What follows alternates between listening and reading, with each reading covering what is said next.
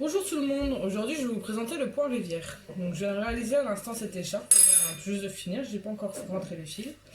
Donc mon écharpe fait 1,20 m de long, après je trouve ça assez pour une personne adulte car le point rivière est assez étirable. J'ai utilisé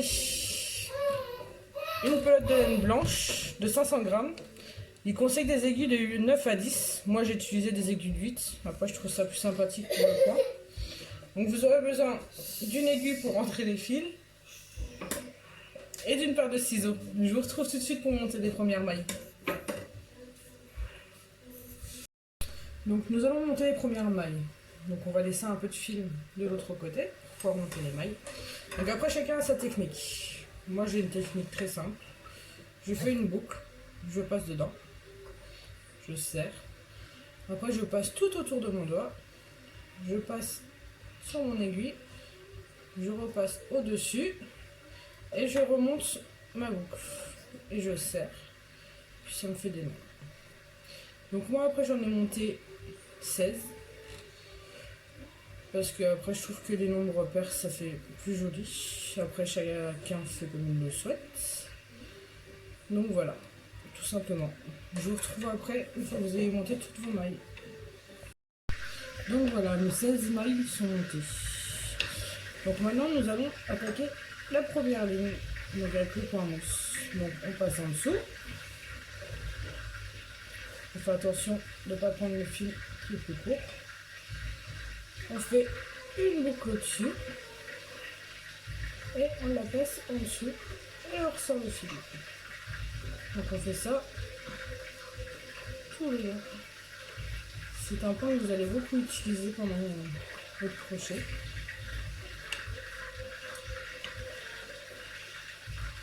C'est un des premiers points qu'on utilise d'ailleurs quand on apprend à faire. Par contre, faites bien attention de ne pas trop serrer vos mailles. Parce que si vous serrez trop vos mailles, vous n'aurez pas à travailler.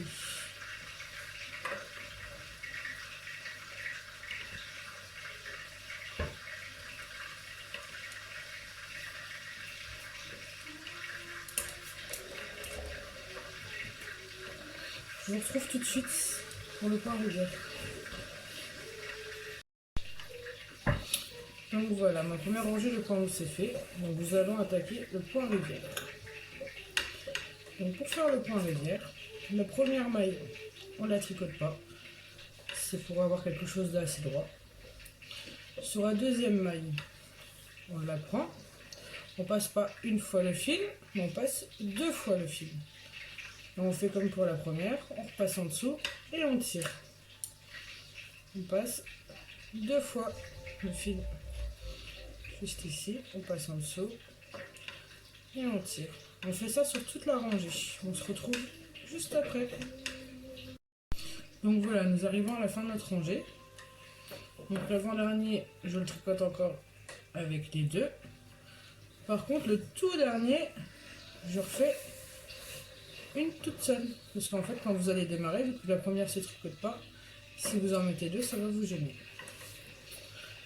Donc voilà, nos 2 rangées. Donc après, c'est un peu...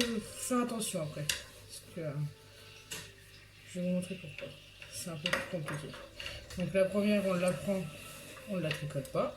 On resserre bien pour ne pas avoir trop de lest par rapport à la laine.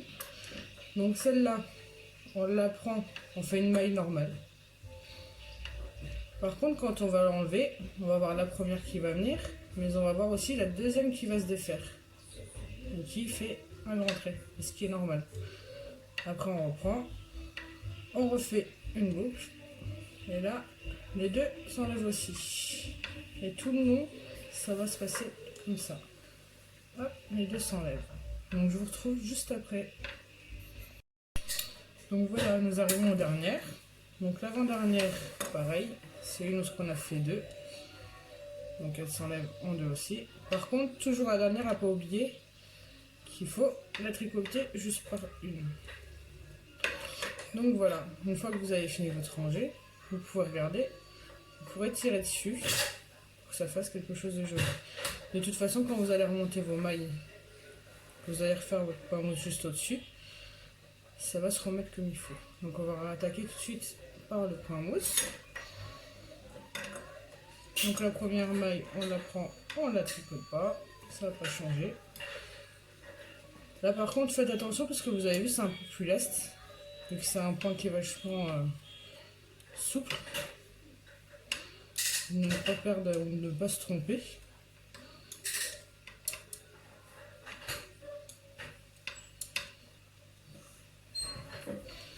En fait, une fois que vous avez fait votre première ligne, ça va vous redonner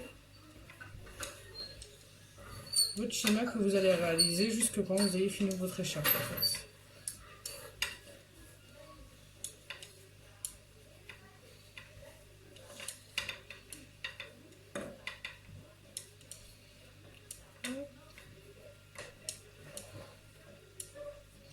Surtout que c'est un point qui se réalise assez vite, parce que du coup le point rivière prend beaucoup de place. Du coup l'écharpe monte très vite. Pour les débutants c'est très bien. Voilà. Donc je viens de finir mon premier motif. N'hésitez pas à tirer, il n'y a rien qui va se défaire. Si tout est bien fait, comme vous ne pouvez pas, ça donne ça. Donc si on prend mon écharpe, que j'ai réalisé tout à l'heure, vous avez le premier point qui est là. Donc cette transaction que je vous ai fait sur transaction, cette mission que je vous ai donnée, c'est de finir et de monter toutes les mailles. Moi je vais compter combien de mailles que j'ai, combien de points rivière j'ai, comme ça je vous tiens au courant. Et moi comme je vous ai dit, elle fait 1,20 m. Donc je vais calculer ça puis je vous redis ça tout de suite. Donc je viens de compter de points rivière, j'en ai fait 43 rangs. Et de points mou, j'en ai fait 44. Pour avoir une écharpe de 1,20 m. Du coup j'ai utilisé qu'une seule pelote. Donc je trouve ça pas beaucoup, c'est bien.